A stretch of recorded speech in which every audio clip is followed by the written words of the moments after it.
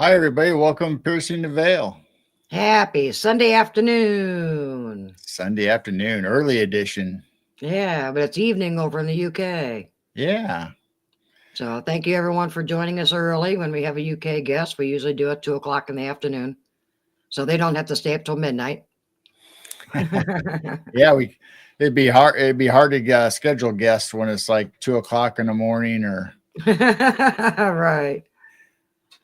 we have done it before. So I mean, I think Andy Decode's his first one. It was like midnight or 1 o'clock in the morning for him. So he got up and stayed up. I don't know which happened, but it was rough. So we decided we would change our time to accommodate other regions. Right. Well, it looks like we're having a pizza party in chat. Yeah, people are eating pizza and Mad Pax has just pulled out pizza for everybody. All right. Nice. And I see Gemini, Sober Carper. There's Polly. Let's see. I saw Clay earlier. There was Blaze earlier. Gemini. All right. Welcome in, everybody. Oh, I see Mel WD40 was in earlier. All right. Yes. Go back down. So we have Mark Olly with us today, and we're going to be talking about UFO crash that happened over there in the UK. And we always think of Roswell and Cape Girardeau and other areas here in the US, but we don't really get a chance to hear a lot about the European UFO activity. So it's going to be interesting. Yeah. Welcome in, Dwarf and Grace. Yeah. I always kind of wonder, like, well, they've got to have some famous stories, except for that. What was the forest called? Oh, Rendlesham. Yeah, that's the only one that I think I've actually heard of. Is well, we hear about it because it was actually under control of the U.S. Air Force at the time when it happened. Otherwise, we probably wouldn't have heard about that. But that is what everybody talks about. Just like Roswell and Rendlesham Forest, everybody talks about that. But there's all these other interesting incidents. I'll call them incidents, I guess, instead of crashes. Incidents, whether it's sightings or crashes or whatever. And it's fun to look at, and we'll get into all that when we bring Mark up. And yeah, and welcome in Tammy. She's driving. Don't say hi while you're driving, so we'll just say hi back. Yeah. Well, we'll go ahead and just bring Mark up and get started. What do you think? Get her going. All right. Welcome, Mark. Ooh, welcome back. I'm back. Welcome back. I think this is your fourth time, I think. Yeah, I'm starting to become part of the furniture, aren't I? It's quite exciting, really, you know. Yeah, it was interesting listening to you guys there, just, saying that you don't get to hear about so much that, happens over here. And you're absolutely right. Roswell and Rendlesham, it's both American Air Force, isn't it? It's, there are other things out here going on. So it's going to be an interesting one. This definitely an interesting one. Yeah, I mean, just like we had show on Cape Girardeau crash, we had Paul Blacksmith on and talked about that because he lived in that area when it happened and stuff. So it's very interesting, all these other incidents that happen besides the ones that the media or the movies always try to show us. Like this is the all get all subject, Roswell all the time. Rendlesham Forest. Every time we talk about the UK, they always talk about Rendlesham Forest. Mm-hmm. I think that's the only one I know of is about that forest. Well, when we came to do the book and put the book out, I mean, there's a lady that works in my area that very, very well known, Jenny Randalls. She's been around for a long, long time. Started reporting stuff in the 70s and 80s. And I witnessed one of the events that she recorded back in the late 70s. So that was interesting because I stumbled across her accounts and then suddenly thought, hang on a minute, this is the very same account that I was involved in. So I started doing some research. By the time we finished, it was 11 years after the account that I discovered that she'd recorded it. And then we put a book out through Philip Mantle, Flying Disc Press. And we pulled all the bits of information together. A chap called Jason Gleaves put the book together, and that's got the whole account in it. And that took 34 years to piece put all the different bits together and actually put it together as a proper account. So 36 years on, when the book finally came out, Europe's Roswell, which is my book, I've put it in there again because these things, as you say, you don't get to hear about them. They're worth repeating. They're things that are worth, recording and getting out there. Yeah. You guys have the Bridgerton Triangle, right? Am I saying that right? That's like 300 sightings every year. Wow. Yeah, there's a few areas you could regard as triangles. The by far and away the best one is the one that covers North Wales, which this Europe's Roswell incident actually is in the bottom corner of. So it's part of that triangle. And it just literally covers all the mountains of North Wales, plus parts of the Cardigan Bay and going into the estuary where I live here, the Mersey estuary, and possibly the Dee estuary as well. It's an area that's well covered. So it goes from sort of Liverpool all the way down to halfway down Wales, which is where Aberystwyth is, and then inland all the way as far as Manchester. But in that triangle, in that part of the UK, like you say, you could get 300, 350, 400 sightings in a 12-month period. Wow. And we get them right across the board. We don't just get odd one or two. We'll get formations, we'll get shapes, fast-moving objects. We get lights, loads of lights, hundreds of lights.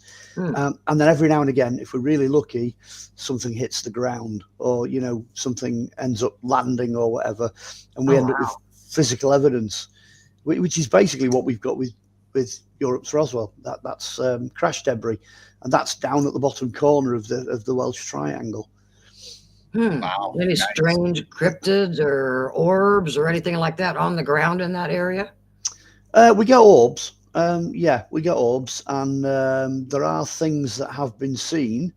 My personal expertise in the UK is not cryptozoology, but there are a couple of folks who I know who do that. And Wales is a bit of a hot spot. It's a hot zone, simply because it's the settlements there are well spaced out. So there's plenty of gaps for things to happen in. But at the moment, a lot of the cryptid activity seems to be mostly north of where we are, going into the upper third of the country. So sort of Yorkshire and going up into the lowlands of Scotland and that. There's quite a bit of activity going on there.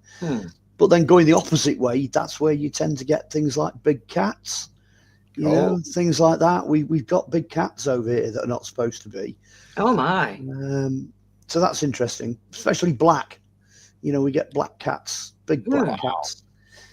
So yeah, we get our share of stuff. Yeah, because it seems here recently, or not recently, but it seems more prevalent now that people are talking about the connection between aliens or UFOs and Bigfoot or dogmen or even orbs dropping off aliens. I mean, I think Jessica Jones, a cryptid huntress, has talked about orb video where they think, or it looks like it portrays aliens coming out of orbs. Well, you're into Skinwalker Ranch territory there with its portals and its different frequencies. I do actually I lean quite heavily in that direction. There's a few of us over here that have gone in that direction, where we're saying that in the past, everything's been sort of pigeonholed and boxed. We've got sort of cryptids over here, and then we've got the ghosts over here, and then somewhere in the middle is the UFOs, and so on and so on. But actually, there's a huge amount of overlap in every single area. And that's now been a major route of investigation in recent times. And it could just be that the likes of Tesla and what have you were correct, that everything is made up out of wavelength and frequency. And actually, these things are coming through from the areas that we can't see. We're not wired to experience more than about 0.3% of everything that's out there. Our spectrum is very, very small, and some of these other things seem to have much broader, much wider spectrums, outlooks.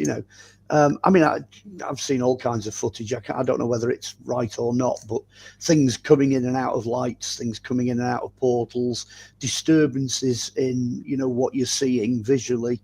There's all sorts of things going on now. So yeah, I think there's an overlap. I always thought there was an overlap. Many years ago, the joke was the reason nobody's caught the Loch Ness monster is because it's a ghost. Ah, a ghost. Classic. I mean, that was stated way back in the 1960s. You can't pick it up on radar and you can't catch it because it's the ghost of a plesiosaur. So it's not new, but it's certainly a new focus. That's interesting because I think I've heard people mention like why don't we have ghost dinosaurs and ghost animals more often? Why is it more people? That's interesting. I mean, there's been some classic Bigfoot footage as well. I've seen at least 2 pieces of footage where you can see on this heat camera, this Bigfoot's making its way down, the bank of a river, and then all of a sudden it just breaks up and disappears. It's no longer there. And then there was a very recent interview with a cryptozoologist in the States that he traced a Bigfoot. He tracked one, and he'd got the tracks running out onto a mud bank, and they just got literally onto the bank and then vanished. There was nowhere for it to go. One minute there's a set of tracks, the next minute it's not there anymore. Wow. So these overlaps are starting to produce some interesting results. Very interesting. Either portals, or they just know how to cloak or just go in and out of dimensions. That's really interesting. Frequency. It's all frequency and wavelength. That's the trick. Which, funnily enough, does bring us back to the Europe's Roswell incident, because a lot of what we're looking at, especially with the physical debris, seems to function on a different frequency level. So I'm going to use the word stealth. Things appear, things disappear, and that is largely to do with what these things are physically made of. It's not our stealth technology. It's not anything that we'd normally, it's not an avenue we'd go down, but the actual physical metal that some of our fragments are made of, it repels whatever you fire at it. If you try and photograph it or get it on an electron microscope or, shoot radar at it or whatever, it just isn't there. It just bounces it back, That's why a lot of photos are all fuzzy and you can't get a clear picture of any of this stuff. Yeah, that's it. That's absolutely it. Because they shimmer in and out of frequency, Well, we've now got the physical evidence that seems to back that up, because some of the debris that we've had analysed behaves that way, I suppose we should say something about the crash, shouldn't we, really? Well, you want me to bring up the original article from the newspaper? We'll start there. You can do. Yeah, why not? Yeah. I must say it's quite rare that anybody is quite as well prepared. So let's go for it. Here we go. Yeah. Well, that really tells you what you need to know about the start of it all. Wow. Because that article appeared Sunday Express newspaper, which is a national, but then it also has local publications. That's it. Very much like with Roswell, the day and the day after, that was the only press that anybody really, paid any attention to. This is exactly the same thing, but you can see that this is about 2 weeks later after the crash, and it was sent to Gary Rowe by a news clipping agency because he ran the local UFO group. So when he got this, it was like, oh yeah, right, I really need to look into this. So he got on site. He actually contacted the farmer and got onto the site of the crash. But by this point, the site had already been cleared. The MOD had turned up. There was, as he said, guys that looked like they were out of James Bond, men in black, dark glasses, floodlights, the whole 9 yards. And they worked away for 24 hours and just cleared 4 fields worth of debris. But a couple of the unusual things that came out early on was that even though there were 4 fields covered in debris, there was no vehicle that the debris had come off. There were no bodies, no vehicle, nothing, just this strange metallic shell and lots of other bits of fragments. And the other thing that was unusual, clearly the design of the craft, wherever it was about 25 foot wide. It had come in and hit the top of a row of trees. And the thing that had done the damage, the thing that had knocked all this debris off, was the fact that it was going slow. So when this thing slowed down, when it actually materialized, if you like, in trees, it just broke up. It smashed like eggshell. So it was obviously designed to push back at pressure, but failed, when it was being tapped by branches and what have you. So that clipping started it all off. When Gary got on there, he actually managed to get about half a dozen pieces of debris out of a piece of woodland, an adjacent woodland. And that's where I get involved. Because as an archaeologist, I'm not really interested in blurry images or strange noises, or I physically want to get hold of whatever it is. So that's got the same thing in common with Roswell. There were fragments and debris. There was metallic scatter. Even many years later in the 1990s, National Geographic did a dig on the crash site and still got little tiny pieces of metal off Roswell. Metal detectorists are still picking fragments up now. Well, this one in Wales is the same. That's also, although it's been completely cleared, that's also given up some of these fragments. That's what I thought was strange, is that Gary and were you going to go back with Gary, or just Gary himself was going to go back, and he got the report that they are clearing out the forest because of wind damage? Well, yeah, that's Gary that did that. I mean, Gary did the first few visits, and he managed to get some on the first visit. Then the second visit, I don't think they found anything. And then the third visit, it was like, well, you're wasting your time because they've just bulldozed the whole site flat. The forest went, the fields went, everything went. So at that point, really, that aspect of the story kind of came to an end. It's a shame Irwell's passed away now, as far as I know. His son now owns the farm, and his son and his family had nothing to do with this whatsoever. It was Irwell that was the witness, as it were. But there's nothing really new to add to that part of the story. It's never changed. The story has always been the same. Gary's always told it the same.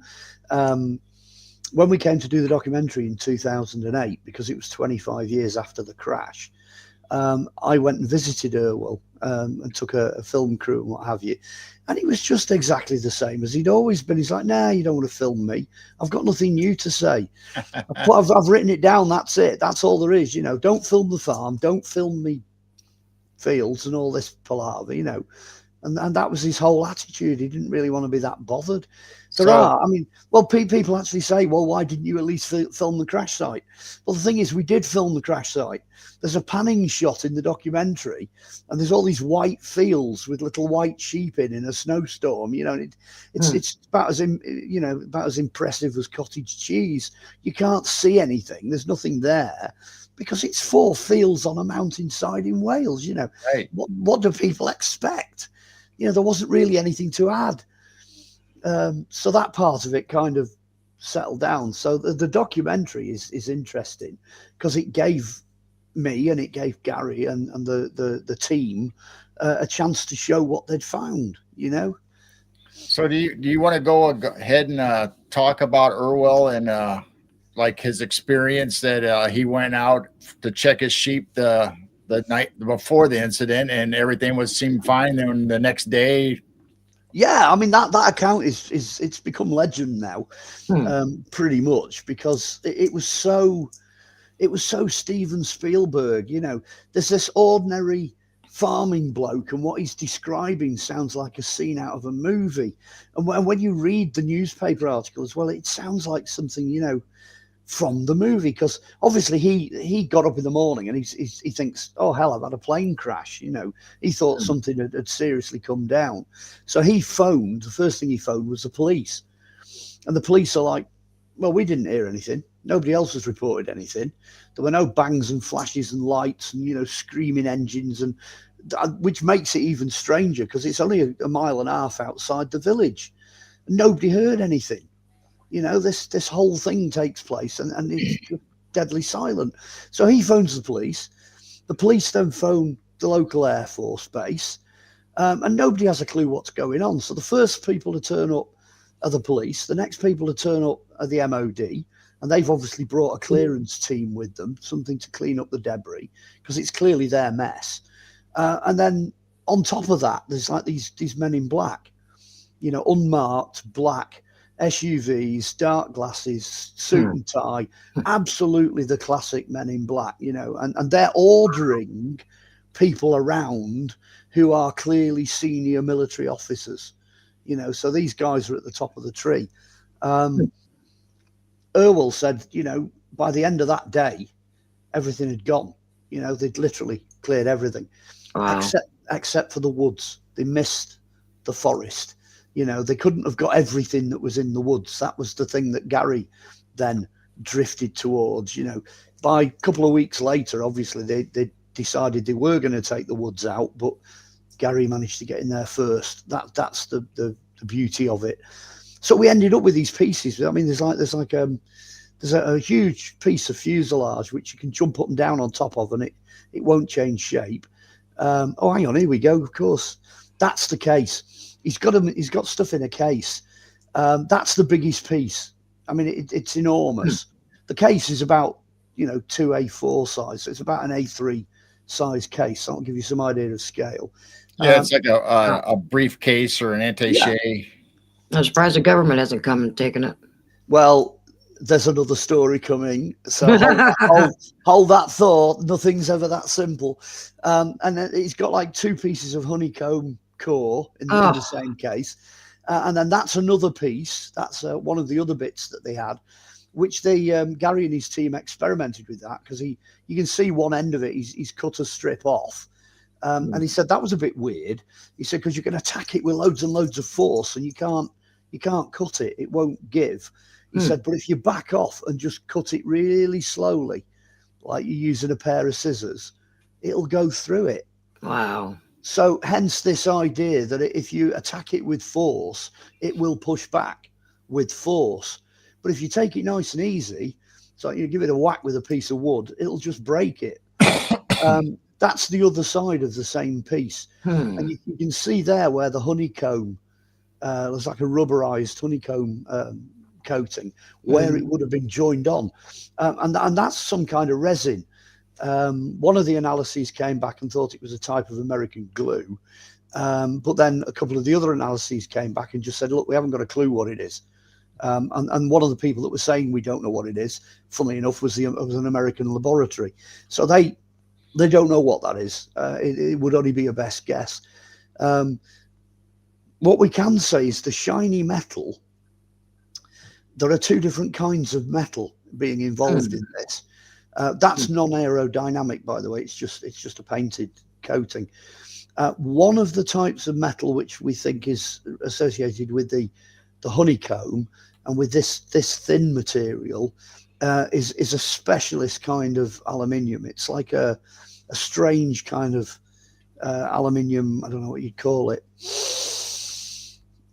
Yeah, it's odd. Anyway, that is a different type of substance. The metal that's attached to, which we thought was aluminium, it turns out it's lanthanum or lanthanum, which is an exotic type of metal that costs an absolute fortune to extract and is so expensive that it's prohibitive. It's apparently never been used in anything to do with human aeronautical endeavors, shall we say. It's just really odd. And the other odd thing about that coating, because as you can see, it's all made up of hexagons, that coating is actually conductive. So you can send all sorts of information and whatnot down it. It's like a sort of rubbery substance. And it's just, I use the word alien, but you've got to qualify the term alien. Alien isn't necessarily something we've never seen before. Alien doesn't mean that it's got to be completely, out there left field. Alien just means that they're using the same materials that we're using, because obviously they've got the same physical substances we've got, but they're using them in a completely different way, a way that we would never do and have never done. In that respect, it's alien. It's alien technology. Good stuff, isn't it? Yeah. What year was this? Well, 1983. 1983. Okay. So that's why it's 40 years since impact now on the cover of the book. Okay. Because it's 40 years, it's a long time ago. It's 42 now, I think 42 years coming up. And that was another thing that was interesting very early on. British Aerospace were one of the first people to look at this substance in the 1990s. And they were just baffled. They were like, we're not using this. This is not one of ours. It could be a different form of duralumin, which they did know about, but it doesn't, match anything that we know. It doesn't work for us. So, and like we've got this other material. We've got some of the foil. We think this is what goes inside the actual shell, if you like. So you've got an outer layer of lanthanum, which has that hexagon rubbery stuff on, which then joins to this. This is the inner core. And because it's the way it is, it's honeycombed and laminated and what have you, it's really, really strong, but it weighs next to nothing. And then this, we think, joins onto the thinner metal, which is the one that had that resin coating on, which is the inner surface of whatever this is. So it's like a sandwich, if you like, that forms a shell, but made up of lots of different substances to create something which is, it's high tech, it's stealth, it doesn't fit anything we've seen. There are substances in it, that we can recognize, but not being used. There you go. That's the honeycomb. You can see it thins out as well. So that's what sits between the two layers of metal. That honeycomb we didn't really think was that significant till we realized that's what metal detectorists are pulling off Roswell. It's usually crumpled honeycomb like that. It matches the Roswell finds. Wow. So there's a huge overlap. There's definite overlap there in the technology. But I mean, when we did the tests, we were, thanks to good old Flying Disc Press, Philip Mantle, thanks to his contacts, we were able to do this properly. So we sent off material as a blind test. We sent one to, obviously, British Aerospace got one years ago, so that was the English one. We sent one off to Australia, another one off to the United States. And it's those two tests that have given us real insight into what this substance is. But then since we've done that, we sent another one off. We sent one off to Greece, to a lab in Greece to see what they came up with. And they really just concurred with the other two test results. So we're now on safe ground. We know what the metal is, we know what it's made of, we know how it's been put together.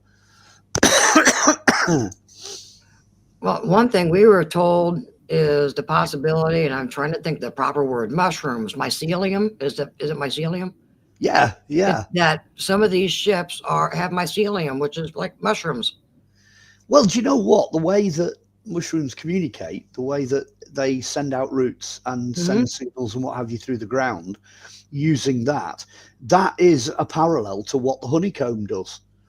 So I wouldn't say the honeycomb's necessarily, organic. It's not necessarily mycelium, but the way that it functions in terms of conductivity is the same. If you could find some way of bending a force field to control the direction, you could send signals all over it.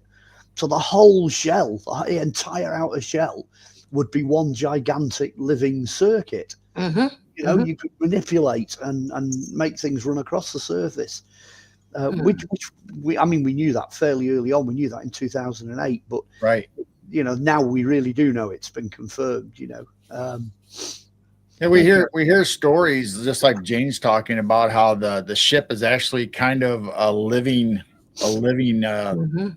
Organism. basically, organism thing. Yeah. And then when people have talked about their abductions or whatever, it's like whoever's controlling the ship puts their hands on like panels and it like connects them to the ship. So it's not like we see in our movies where they're at the joystick and all this stuff.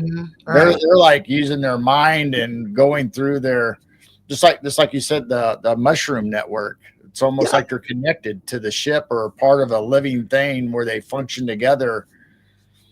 I suppose it depends. It depends on your definition of life. I mean, I went very deep in one book, Crystal Skulls and Human Heads. I looked at the issues of what defines life. And it's electrical, it's piezoelectrical, you know, it's crystalline, it's metallic, it's, you know, there are so many aspects to life. And the more scientific we're getting, the further into the 21st century we're going, the more that's the avenue we're going down.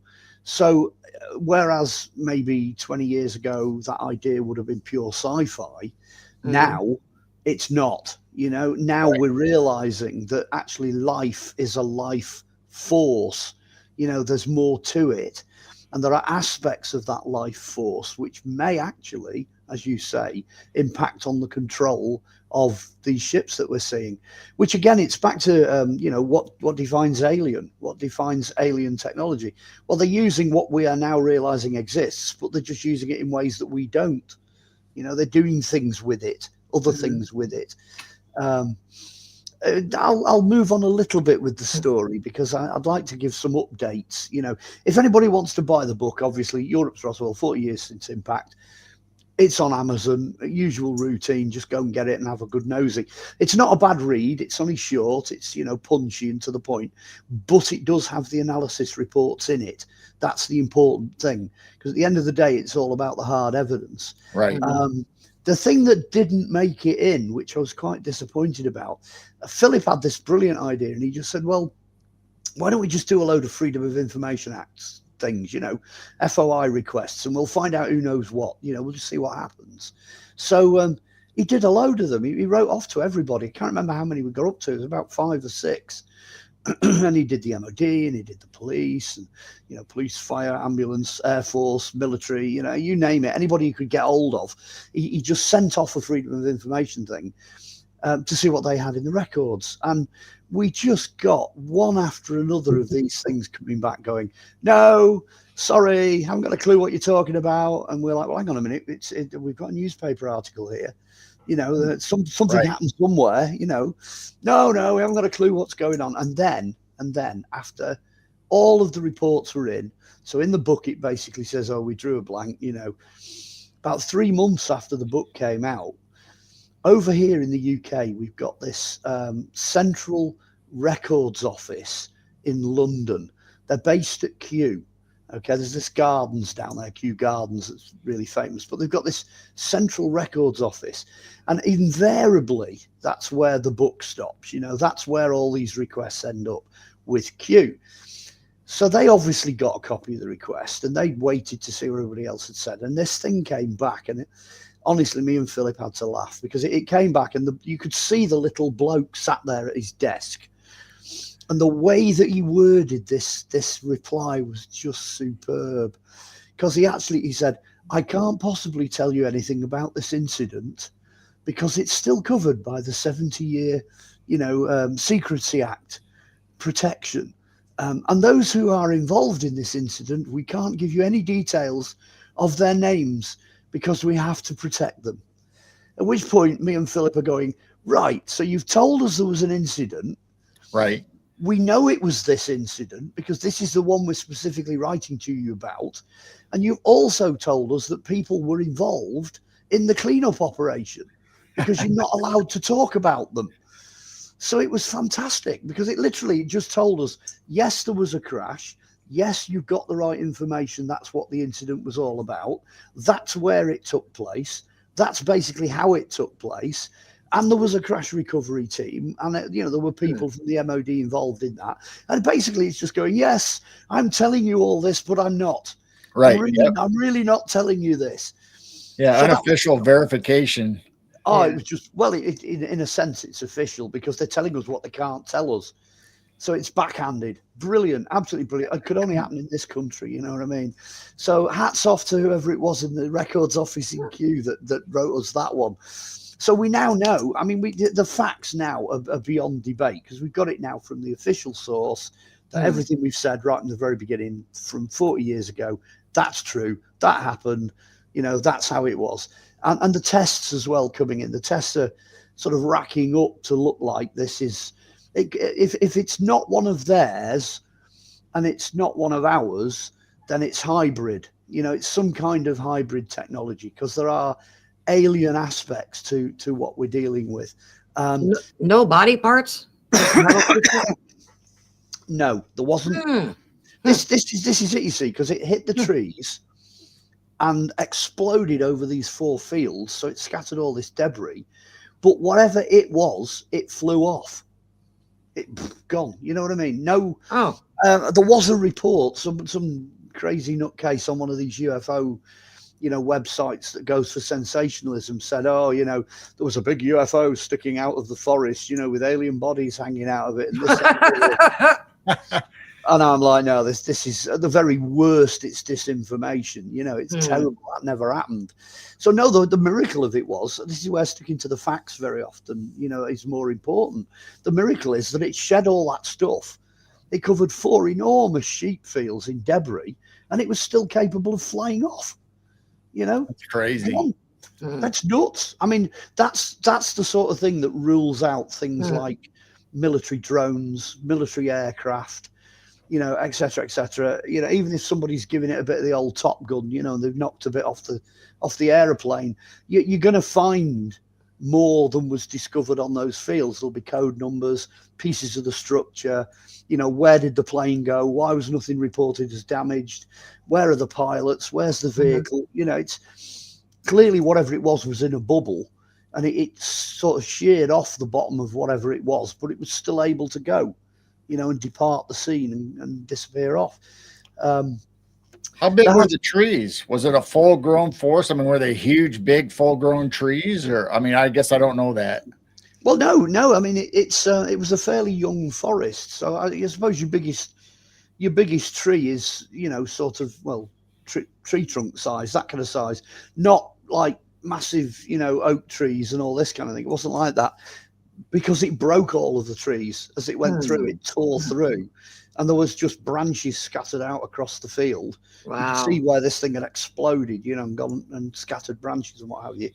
But it had cut through. So you could see it was about 25, 30 foot wide, and it had cut through the top of the trees and then disappeared off. How's that possible without, like you said, without having a bubble or a force field or something around it? Yeah, something kept the rest of it together, because obviously you've got thousands and thousands of these bits of wood beating into the bottom of this thing, smashing pieces of metal off. Sooner or later you would expect to get down to the structure, and then it would just hit the deck. Because that's where I came in again, because I thought, I'll go and dig it up. That's what archaeologists do. Not a chance. It went with everything with it. There was nothing there. Had it hit the deck, actually, it could have been quite catastrophic, because the soil thickness in Wales is not particularly good, and it's coming onto what is effectively a rocky hillside. So if that thing had have come down and had have impacted on the ground, there wouldn't have been a great deal left of it. It would have been quite spectacular, but it escaped. It survived. Wow. Yeah. Well, I mean, like you said, how is there not an engine or some major structure still left there after it hit it? I mean, it's just amazing.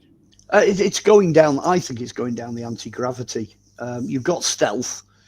You've also got this strange electrical structure, but then you've also got the idea of anti-gravity. I think it would not have come down, no matter how hard it hit anything, because it was somewhere else. It was in its own bubble, in its own anti-gravity chamber or whatever, operating along those lines.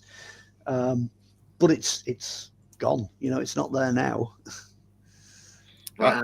And I wonder what was going on with the ship that it went that low to hit the trees. Well, I mean, wonder what was it in distress, and then if it was in distress, how could it survive the trees and then take off? Well, I've already kind of thrown a couple of suggestions out there. I mean, if it was a kind of a Top Gun moment, so let's go down the, it's one of ours, it's a stealth bomber thing or whatever, and the pilots are, putting it through its paces. Well, there's every possibility there, human error, that something's going to go wrong. and it's just whacked the top of the trees because they weren't paying attention. Because in the area where it's come down, which is near Aberystwyth, in this little village called Clonilla, they do that with some of the military things that do fly. They come tearing up the valleys at goodness knows what speed. That would have been quite a nice, plausible explanation for it, except for the fact that the material is exotic, the technology is exotic, and it flew off. It disappeared off. So I think that this thing, whatever it was given a location. That's where it was supposed to go, and it literally just materialized in the wrong place at the wrong time. It came out of warp or whatever, came out of speed. It came out of its bubble. And the first thing it encountered, which it wasn't designed to do, were trees. And it just went straight into the trees, obviously recovered because it flew off. I don't think it was it's a mistake, it's an accident. I don't think it was deliberate. Whether it's ours or alien, either way, it was something that was not supposed to have happened. To be honest, we haven't had anything as good. Is that the right term? We haven't had anything as good as this happen since. Even Rendlesham and things like that, they don't have anything that you can physically get your hands on. Wow. But we do from Europe's Roswell. We do. Yeah, I like that explanation. I agree with you. In my mind, I think it came in through a portal or a Stargate or whatever you want to call it. Then all of a sudden there's the force, and it had to do maneuvers to try to save its ship, and obviously it did. And then it zipped. Maybe it went right back as soon as it could use the portal again. It went right back out. That's it sits right with me, because aliens wouldn't know what trees were anyway. It's like, boof, oh, beggar trees, bang. Too late. That's the kind of stupid thing that would happen. They say that something similar happened at Roswell, because they say there were two. And actually, the reason that the discs came down at Roswell was because they hit each other. So they were doing something, and it didn't work the way it was supposed to. So that, in a sense, it's got that in common with this incident as well. But we didn't end up with a disc parked, up against the hillside with aliens hanging out. That didn't happen, unfortunately. So it'd be interesting to see what was on the other side. So if they zipped out through a wormhole, what was left of the ship on the other side? And did it finally crash on the other side? Yeah, you can imagine a very angry alien scientist going, look what you've done. Look what you've done to me new vehicle. You've knocked all the bottom off it.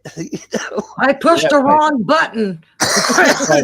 Like James Bond bringing back his car or machinery back to Q, saying, well, here you go. What did you do to my technology? Yeah, some little alien Q, tearing his little green hair out, going, In fact, worse than that, the biggest complaint would be the fact that some bits got left behind. Yeah, you left evidence. Yeah, no. There's so many theories out there, because I've heard one theory that, we found UFOs or captured them or whatever, but they didn't know how to run them or work them. But when they finally started figuring it out, they had to do test runs to try to fly these things, and they go, oops, they did wrong. So that could be a good theory. They're trying to fly it, and I shouldn't have done that. We've had stories over here that there's been, and this is from the military as well. Some people have come out and spoken out and said, yes, we've got one of these in a hangar, down in wherever, Wessex or whatever, Sussex, so that we've got them over here. And like you say, if they're tinkering about with them, messing about with them, then it's not going to end well, not at least until they get used to it. You did mention, I kind of mentioned the Men in Black, military coming to get the stuff back. Always. That was an interesting spin on the story, twist of the story, because Gary obviously had this material, so he was quite prepared for something to happen. And sure enough, bing bong, he got the doorbell going. He could see through the glass on his door. Two Men in Black stood on his doorstep. So he tells the story. He opened the door, and these two guys are stood there, plastic passes that you can't understand, dark glasses, unmarked SUVs parked in the close, no number plates, no ID, nothing. And they just looked at Gary. They just went, "Can we have our material back, please?" And Gary just went, "No." And they went, why can't we have our material back? And he said, well, what I've done, he said, I've took one of these pieces that I found. He said, I've broken it up into 100 fragments. He said, I put fragments into key rings, and I have distributed the key rings among people that I know in the UFO community and the media. Oh my. And he said, as long as you never knock on my front door ever again, that's as far as it's going to go.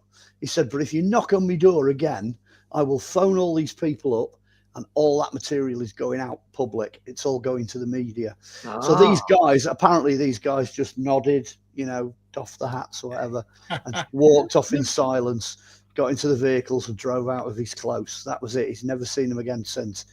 So, and funnily enough, I have a fragment of it, and lots of fragments have gone off for testing, and now Philip's got fragments of it, and Gary and all these other people have got these fragments. So they're not going to, it's one of them things where you're not going to put the lid back on the jar, you're not getting this cat back into the bag, it's just not going to happen. And Gary, I mean, that's genius for Gary to do that all those years ago and anticipate where this was going to go. I mean, that is absolute genius. I'm sitting there thinking, I want a key ring. No, I was just thinking Andy's alien in the jar when he was talking about the lid in the jar. I was thinking about Andy's little alien in the jar. Oh, yeah. Well, I mean, do you know what? I'd be surprised if Andy hasn't. Andy might have a fragment of it as well, thinking about it. Oh, he's got an alien. Yeah. And there's lots of these little fragments, like I say, knocking around. Philip Mantle's definitely got some. So, funnily, I've only got one piece. I've only got this piece the size of my little fingernail. Which I've always had, and I've took it around when I'm doing talks and stuff. It's in the book, it's featured in the book and what have you. Basically, I mean, the thing we've done with the book as well is that every single fragment of information we've got, no matter what it is, it's in that book. We put it all out. The big thing over the last couple of years has been disclosure. So we did it on purpose. We put everything we had out and just said, look, that's it. The cat's out the bag. We know what this stuff is now. It's been analysed. It's in the public domain. We know it exists. Please come clean. Just tell us. Disclose. For goodness sake. There we go. There's a chat just come up. Got one of the keyring fragments. Wow. They're not impossibly difficult to come by. You've just got to know how to contact Gary or people that know Gary, and they are out there. Yeah, I want a key ring. Put the call out, and I'm sure somebody will come back on that. I'm sure of it. I have to say as well, I mean, I've got to sort of flip the coin here. There's another researcher chap over here who very, very respected by both me and Philip, and he has gone back and double checked all of the records. He's gone way beyond the remit of the book in what he's done. He did find a big piece of a fighter jet that had come down. Oh, there we go. Oh, he only got the alien. Yeah, Andy's got an alien. He found this. He found this account of this tailpiece that had come down. But to be honest with you, trying to join the dots, although he's improved our knowledge of what was going on surrounding the incident, it hasn't affected the incident, or the content of the book. I told you there's folks out there that will have stuff. Yeah. So these fragments, you guys have sent them, or Gary or whoever sent them to the labs to be tested. Has Gary done anything himself, like frequencies or, like you said, quartz technology, try to see if they'll light up, connect, move, different shapes, anything? Well, what we've got is metal. Almost all of it, without any doubt, has got a metal base to it. The strange green hexagons are kind of rubbery, but for them to be conductive, you'd expect there to be some kind of metal content there as well. And as I said, the resins and stuff that hold everything together, that nobody knows what that is. So that's kind of off the table at the moment. We haven't got anything detailed enough to know what that is, other than the fact that it is designed to hold everything together. So looking at it from that point of view, there's only a certain number of tests that you can do when you're dealing with metal. And the labs that we've sent these fragments to, they all went off as blind tests.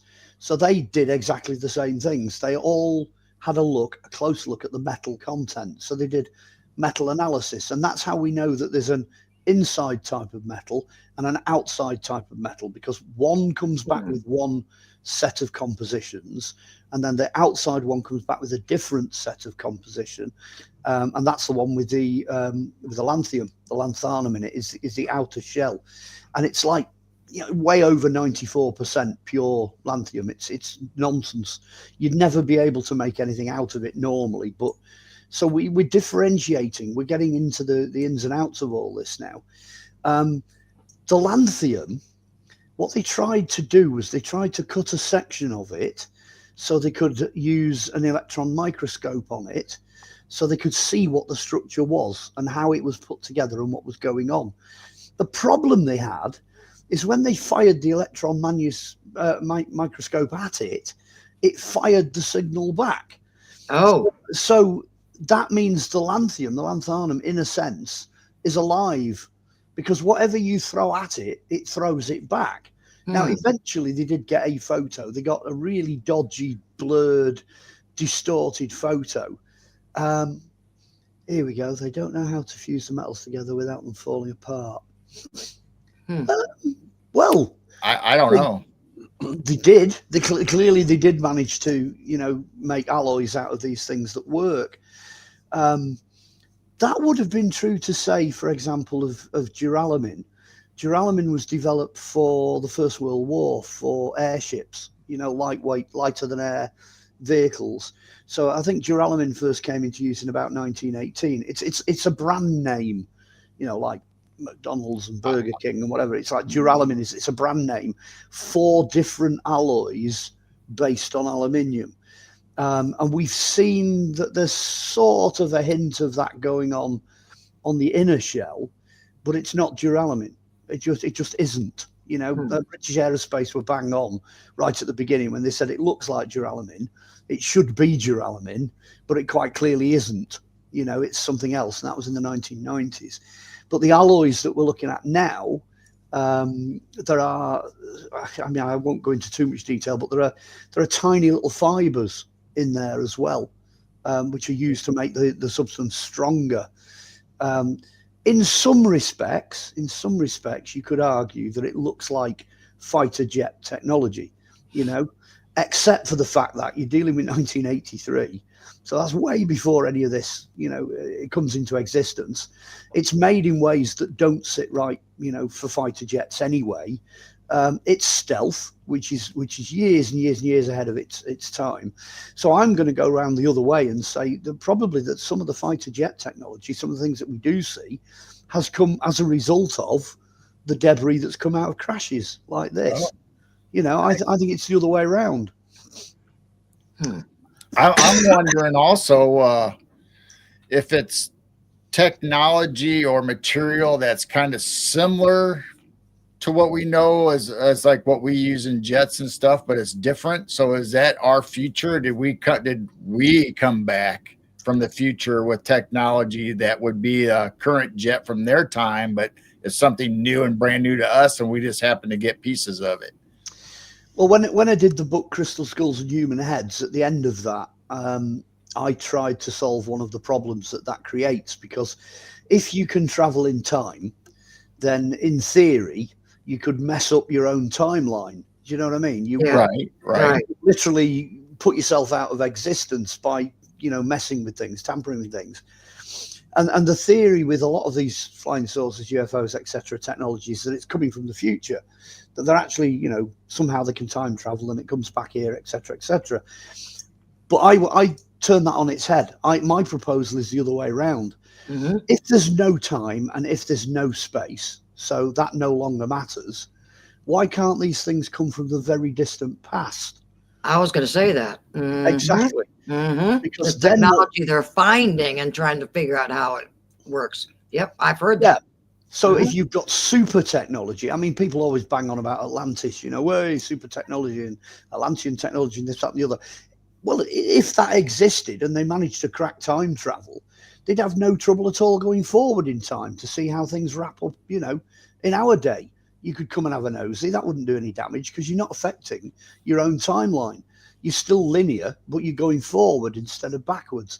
So I don't see there being a problem with there being an element of time travel in this. But you know, let's bowl a googly. Let's put the cat among the pigeons. You know, what happened to all the technology at the end of the Second World War? You know, are we looking at something here that's a leftover? You know, 1945, 46, 47, Roswell, you know, and then all the scientists that scatter around the planet, you know, is that what we're looking at, you know? Right. I don't have an easy answer for that. Here we go. I mean to say that our scientists can't fuse some of these metals together that have been... yes. That is a correct statement. That's another reason for not using lanthanum. I don't think they've got to grips with what they can do with that as a substance. It's in everything. I mean, you could pick any substance, you know. If they'd have come back and gone, hey, you know, it's full of titanium or whatever, we'd have gone, yeah, well, we know all about titanium. But lanthanum, of all the metals that they could have picked, it's in asteroids, it's in comets, it's in outer space, it's in all the planets, it's in pretty much every single inch of planet Earth has got it in there somewhere. But it's, you know, it is truly an exotic material. It's everywhere, but we don't use it. You know, we don't do anything with it. There was a great scientific guy that came on, really did a brilliant critique of the whole Europe's Roswell thing, and he was like, yes, this is definitely fighter jet technology, you know, etc. So I just sent him a message, and I just went, okay, what can you tell me about lanthanum? Nothing. Nothing. And that's the killer. That really is the killer. Yeah. It reminds me of the Star Trek movie where they were transporting the whales, and they came up with transparent aluminum. Yeah. Which they've now got, funnily enough. We do now have it, yeah. Yeah, and they're making that kind of translucent material now out of compacted wood. You know, so it's like, wow, sci-fi. But no, nobody's doing anything with lanthanum, as far as I know. So that statement not yet. that was made then is true. You know, we are truly in alien territory. That's where we are. So let's bring the pictures back and explain to us again, like what is the outer shell, the inner shell, and how they're connected. And I'll try to bring them up or in order. So is this the outer that we would see? That is non-aerodynamic, that surface that you're looking at. So that has got to be an internal surface. That's the interior. Okay. So the inside, the very inside of the inside shell is that green shell. So, all right. So that's where the occupants of the ship might see. Yes. Okay. Yeah, effectively.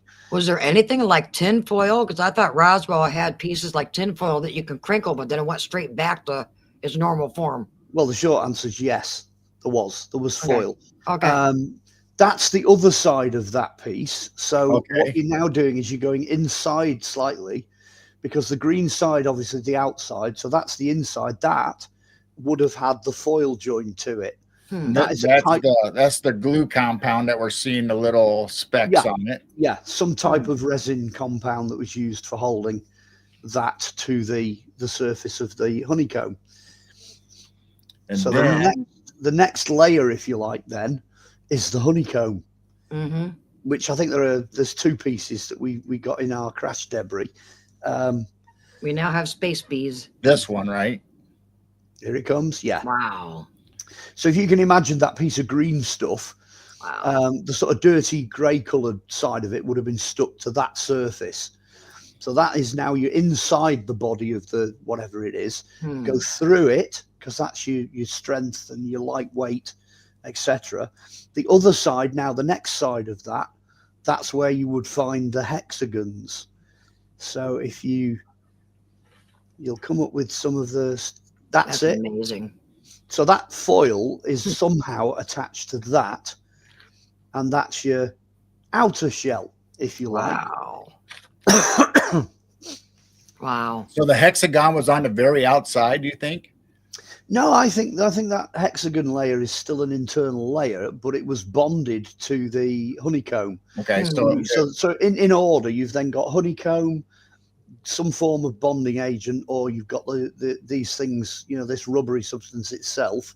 The rubbery substance in turn is then joined to metal, and the metal is your outer shell. Okay. That's kind of how it works. We're missing the very outer shell then. Yeah, whatever the outside of it was, yeah, it's not represented in these component parts. Wow. So yeah, we're sort of missing a bit. So it wasn't kind of a ball covered in lots of billions of honeycomb. It didn't look like that. It would have just been a metal shape, a metal sphere or flying saucer, Wow. Nice. When we did the DVD, actually, in 2008, we used this strange shaped flying saucer thing with sort of gravity balls underneath, and that is literally just plain green. We didn't put any detail on it on purpose, because at that point it's very hard to say what the outside surface would have looked like. Now there was no fuel or any kind of substance, gel or anything with any of this that might have been alien to the forest or the fields. I have to say that there is no answer to that. I would imagine, knowing what I know about cleanup operations, they're going to bring Geiger counters on. They're going to check for radiation, radioactivity, and what have you. But the short answer is no. Nobody has actually come out and said, including Irwell when he was still alive. He didn't come out and say, well, they were going around with these clicky boxes and what have you. He never mentioned that at all. No fuel, nothing of any kind. No oil or petrol or no scorched earth, or the trees weren't burned. No. There is damage to one of those pieces of metal that appears to be a sort of bloom from a burn. So when it broke up, it depends how many different shots you've got, but it's the very last shot. I have this one. Is that the one? No, it's not that one. It's on one of the sheets. One of the big sheets has got little blooms on it. Other than that, there's no sign of burning anywhere. No combustion or explosion, as far as we can tell. Although we did go nuts with explosions when we made the documentary back in 2008. We blew the spaceship up in about 10 different ways. So they are. You see those white spots? Yes. Those white spots are burns, and they're on the metal. Oh. Because you've got it's green all the way across, and then the green ends, and then so it changed colors, but it's not melted though, right? No, it's not. No, it's just where the honeycomb used to be, but isn't anymore. That's the only sign of anything that's scorched. Apart from that, nothing. Wow. Fascinating stuff. Yeah. How could you have I would assume it was like an explosion, but maybe it wasn't. Maybe it was just a physical crack up. We did wonder, because all of the pieces are curved, either the ship was curved or it was pressurized, in which case it would have been a pressure explosion. It wouldn't have been a combustible one.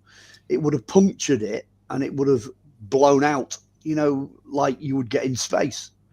Something blew out in space, it would explode, but it wouldn't blow up, if you know what I mean.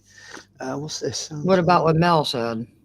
Sounds like the UFO that got hit with the Hellfire missile. But yeah, parts fell off. Yeah, absolutely. Yeah, absolutely. Only this was definitely an accident. I mean, this thing wasn't shot down or anything. Yeah, because you could have physical damage, and just like an automobile wreck, you could get physical damage and bumpers falling off and plastics, but not necessarily not be able to drive the vehicle off or still function. You could just have bits and pieces. Yeah. Basically, the breakup then would be as a result of forces that were involved in the incident. It wouldn't have been like boom, and it explodes. It wouldn't have been that kind of explosion. And that's really where we came down on very early on. That actually, it seemed to have, it had been hit by the trees, which had pushed it in, and then it had pushed back, and boom, it had kind of exploded out from impact damage rather than from anything else. And maybe those little burns and blooms and what have you are just bits of wiring or something that, were somewhere inside it. Difficult, bit short on detail there. Yeah. Wow. Yeah, it's just fascinating that you guys actually have evidence, though. That's what's amazing. Yeah. Yeah. Well, yeah. As I say, there's a lot of cases out there where people seem to prefer to just end before you get to the physical evidence. You know, as long as there's still a mystery and a mythology and a certain narrative, then they seem to prefer it to stay that way. And part of the difficulty, especially with the documentary in 2008, was people just didn't want to know. You know, they just don't want to know that the truth is out there. You know, even the X-Files went further than we went, you know, in terms of trying to present evidence, you know. Right. But maybe the public was just not prepared for that. I mean, 2008, it was met with complete silence. You know, I didn't end up doing any interviews. I didn't end up doing any articles. Nothing really came of it. But we did what we were told to do. You know, we produced a documentary, ended up on Amazon Prime. It went all over the place. So it got the case out there. And it's taken this long to actually arrive at a position where we had enough extra stuff for the book, you know, because it's so straightforward. It is such a straightforward case, you know, because we have it. We have it. We just need someone to come forward and tell us what it is. Mhm. So Andy and Unreal Estate are talking basically what we were talking about before the show. So Unreal brought up the bogosphere. Yeah. And then Andy was talking about the download of symbols on Rendlesham Craft, because I was asking about symbols or anything on anything on these pieces that you have that are any kind of symbols or writings or anything. Right. Well, it came out fairly early on. I think it was in it might have been in that newspaper article actually, that there were beams. They're described as beams, you know, framework of some kind. And I'm pretty sure I've got it in the back of my mind somewhere that Irwell said there was something on them, you know, writing or symbols or something that was incomprehensible. So who knows? I mean, it could have just been crash damage that looked like it had been written on or whatever. We don't have them, so we can't go any further than that with them. But there was foil described, and there were aerial, like an aerial described in the debris. So there was clearly, you know, other debris apart from the metal. But none of that has survived. Because Roswell supposedly had internal structure pieces that had symbols on it too. Yeah, yeah. I mean, it is in every respect. It is Europe's equivalent to Roswell. I mean, when you actually run through the book and you read everything and you look at the evidence, you think somewhere the military must have a file on the shelf that says, you know, in the event of a UFO crash, you know, this is what we do. They have a playbook, you know, and it's identical. You can literally, you can see it. You've got Roswell on the one hand and you've got, you know, Clanilla on the other. They're working from the same playbook. It's right down to the finest detail. Absolutely incredible crossover. But then, you know, to understand behind the scenes what the links are and, you know, where this stuff's coming from and what have you. I think we've gone further. We've gone a lot further with this than they were able to go with Roswell. You know, the metal analysis is hats off to, you know, Philip for, you know, getting the analysis done. Stroke of genius. Absolute stroke of genius. So what are the odds or statistics that your guys' pieces could be the same material that was of the Roswell UFO? Could it have been the same type of spacecraft? I'm going to go all archaeological again. If you go back to the 1990s and you have a look at National Geographic, who sent out archaeologists to the crash site in Roswell, and they actually sieved the ground. Obviously, you're in desert conditions. I mean, it's not like that in Wales, but they could sieve the ground conditions to see what they could get. They got tiny beads of melted metal that they couldn't identify. Now, technology being what it is now, because we're obviously a long way further down the line from the 1990s. If I was a betting man, I'd bet it's an exotic alloy of some kind. You know, it could even be lanthanum. You know, who knows?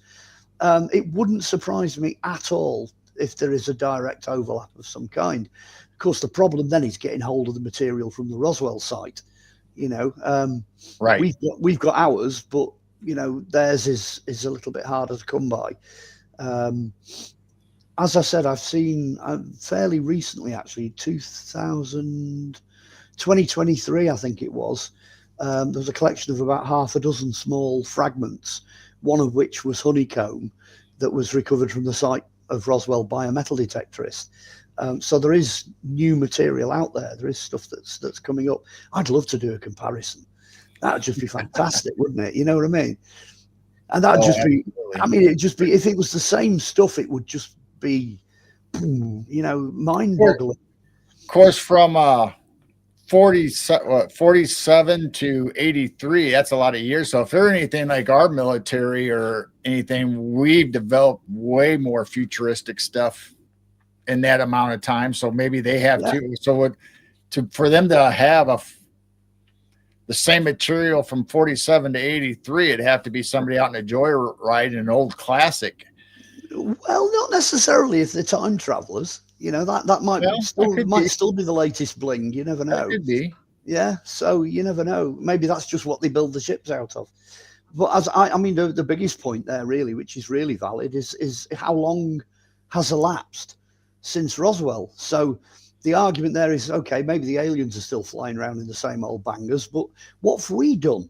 What have we done with that technology? You know, that's like 90 years, you know, that's you're going back to almost back as far as duralumin and airships, you know.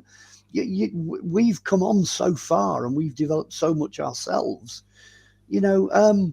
How long have we had this alien technology to play with? A long time. Yeah, where's that taken us? Mm-hmm. You know, yeah, that 100%, that's a totally valid point, you know, 100%. What do you know about the orbs and crop circles? Oh, wow. That's another show. Well, actually, yeah, I think, that's what I got stuck on Ancient Aliens doing was crop circles.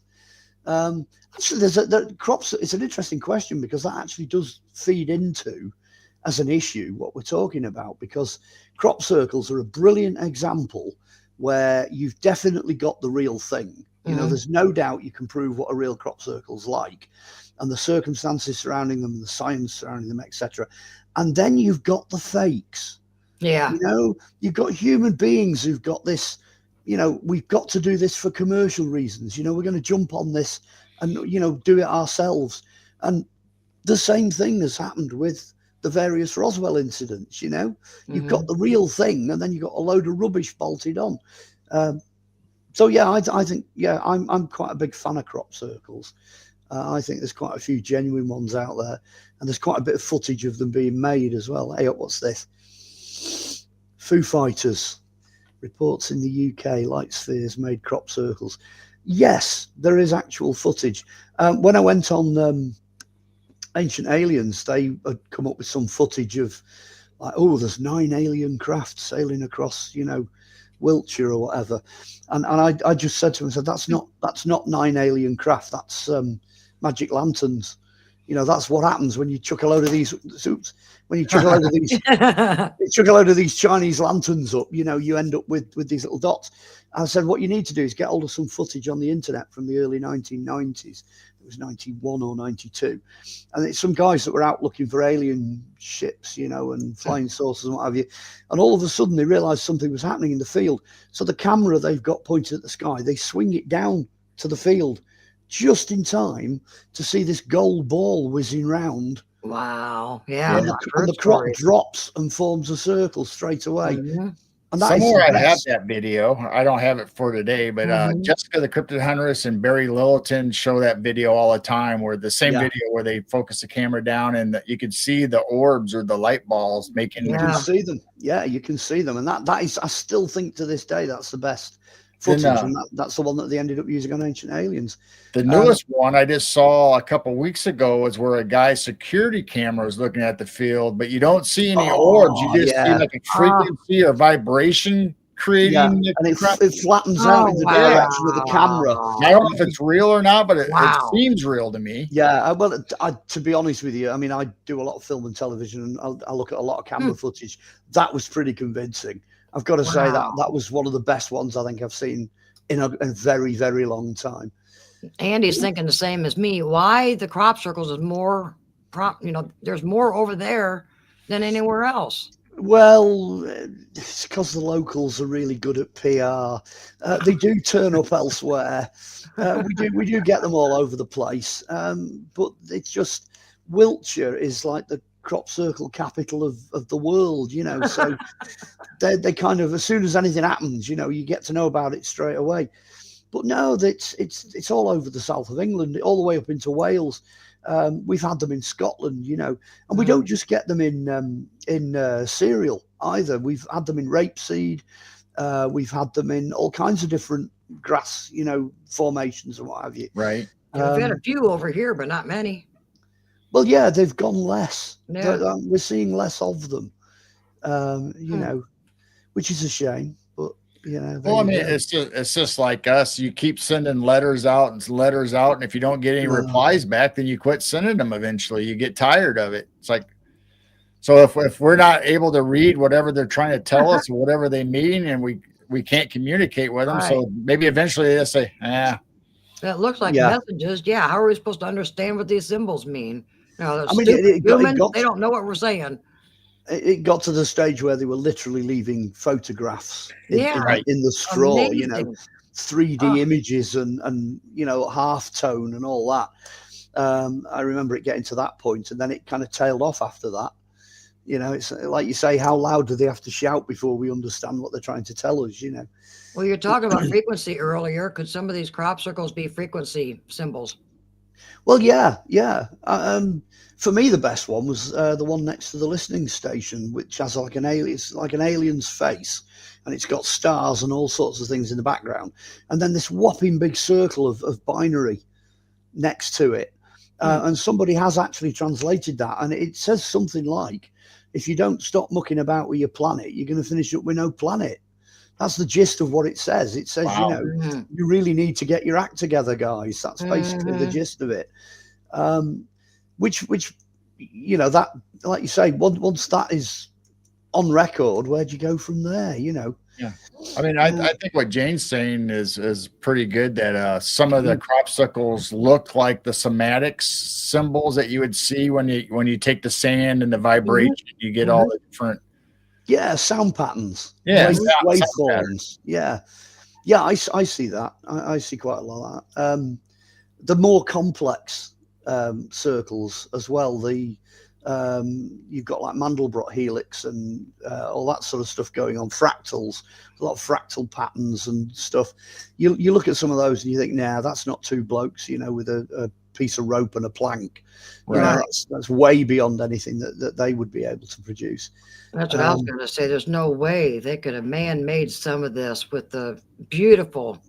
Yeah, there's a very famous one. I can't remember what interview I was doing now, but there's a very famous one that appeared in a field next to Stonehenge, and it's something like 96 separate circles, and it's a big spiral.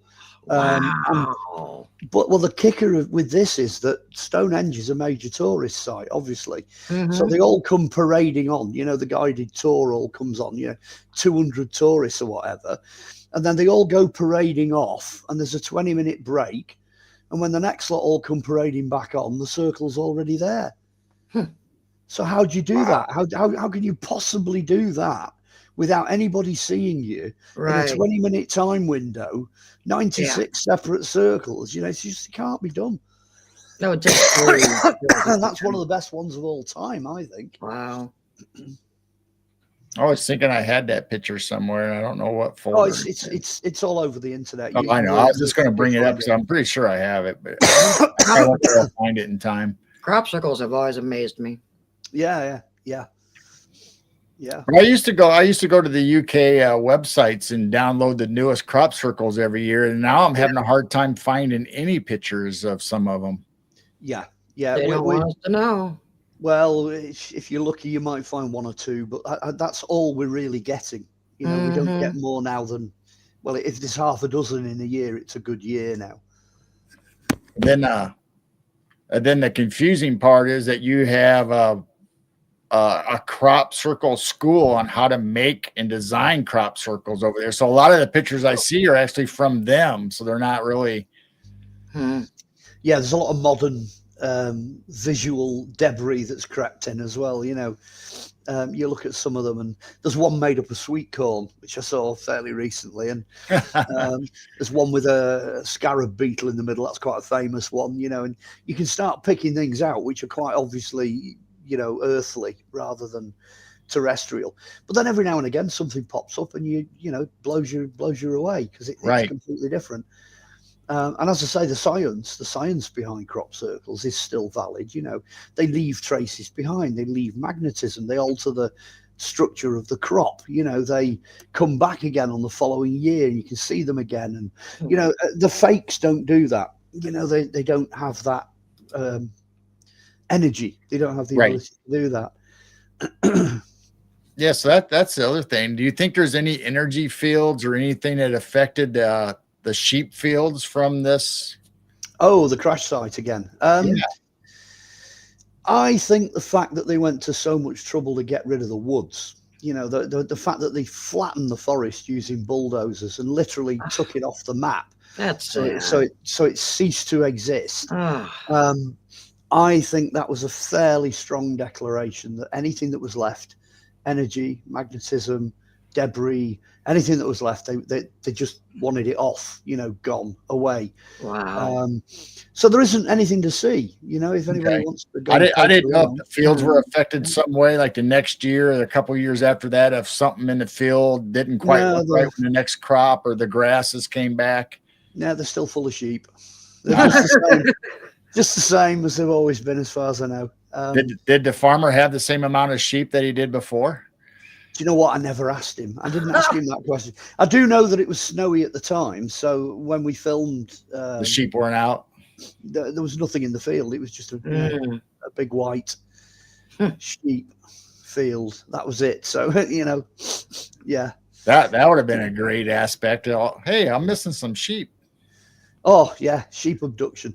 I mean, people don't realize that. I mean, we always hear about, you know, people being abducted and cattle mutilation and whatever.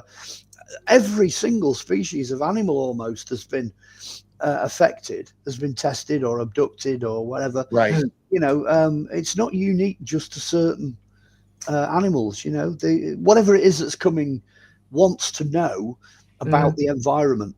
You know, that's how it appears to me. So it makes sense. Cows. And cows, yeah. They make it sound like it's just cows, but yeah, like you said, they're doing everything. They're doing everything. Badgers, foxes, you name it, all sorts of things disappear. So I think it's people from the very, very, very, very distant past that want to know how planet Earth is functioning now. You know, what the way we're living now is, you know, what's happening now. That's where I am with it.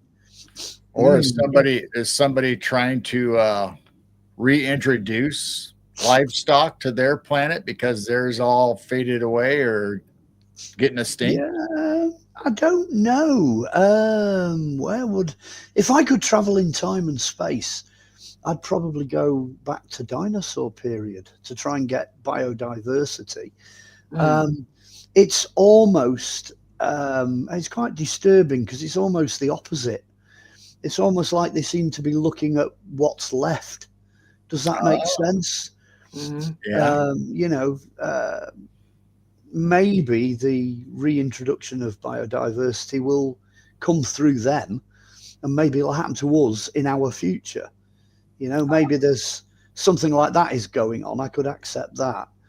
But no, I think they're here to see where we've ended up, you know, more or less. So we'll just have to wait and see.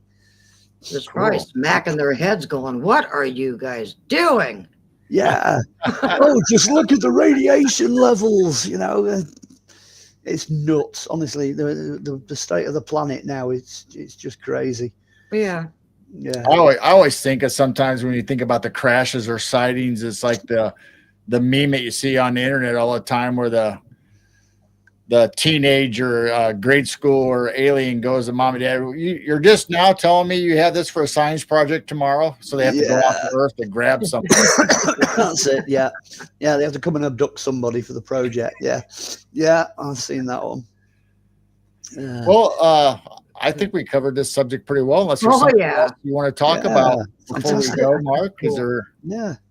I think that's, I think that's probably pretty well covered it. I can't really add anything more to the case study, other than to say, if you really want to complete your library, that last missing piece before we hit disclosure or whatever, then dash out and buy Europe's Roswell 40 years since impact, because that's the bit that everybody's missing, physical evidence, and there it is. So that's what I would say to folks is and by all means pull it apart, do your own research and have a look and see where it takes us.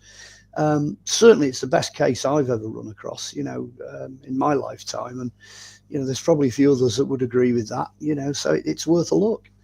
Was when they picked up I just thought of something. When they picked up the debris, Gary and them, were they afraid of radiation, or they tested with a Geiger counter or anything first to see if it was active? I don't think that they tested any of it with a Geiger counter at the time. Given the so short a time window that they had, I think it was just a case of dive in and recover as much stuff as they could. In the time that they had. They were going to go back. They were going to get really serious and take metal detector machines back and various other bits and bobs, rather than just doing it eyes only. But like I say, they went and flattened the forest, the whole lot. Right. Yeah, went in but none of these parts, though, gave off any kind of radioactivity or microbes that might have been alien. Besides, no, not as far as anybody knows. I mean, okay. Gary's still with us, and he's done the tour with the fragments, so nobody's dropped dead at any point. So I think we're all right. I don't think we're not into the aliens territory yet. We're not being seeded by an alien race or anything. So I have your I think I have your YouTube and your website or whatever in the description for today's show. But is there any conferences or anything coming up you'd like to announce or let people know about? Well, I'll briefly do the advert and then I'll update you, because if you want to find me, I'm on Facebook. You want back catalogue and stuff I've done in the past, it's on YouTube. You want books, it's all on Amazon, dead easy. So there's all the links and everything. That's where everything is.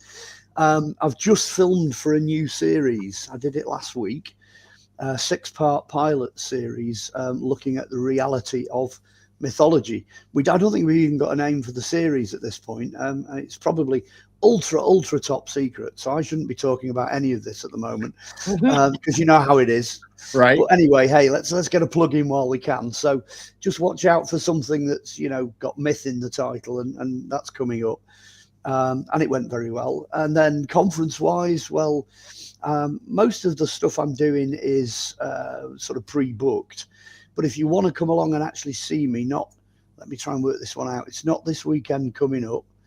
It's the weekend after, so that's the 3rd weekend in October. I'm at Herefordshire.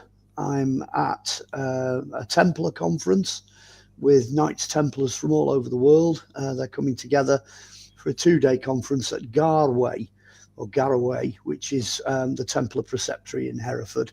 We're in the Little Village Hall. The reason we're in the Little Village Hall is that it's directly opposite the church, and that was the Templar Preceptory. The adverts are on my Facebook, so folks, please come and see me. It'd be great to see folks there. Awesome. That's it. That's my advert for this week. Wow, awesome. Well, having said that, thank you, Mark, for coming on. I know it's getting late for you, but don't go anywhere. We want to talk to you for just a few minutes after the show. But thank you, everybody in chat. We love all your questions and your input to our show, and I hope I did good, and I know Mark did good getting the information out. So, and thank you, mods. Thank you, everyone, for joining us. Always a pleasure. And thank you, Mark. Yeah, we will definitely have you back again. We'll think of another subject. We will. The book itself is called Europe's Roswell, right? Or Europe's Roswell. Roswell. Okay. 40 years since impact, and it's on Flying Disc Press. There we go. All right. Thank you, everybody, for coming. Make sure you go out there and check out that book and Mark's YouTube and stuff. And we will catch you next time. Much love everybody. Everyone.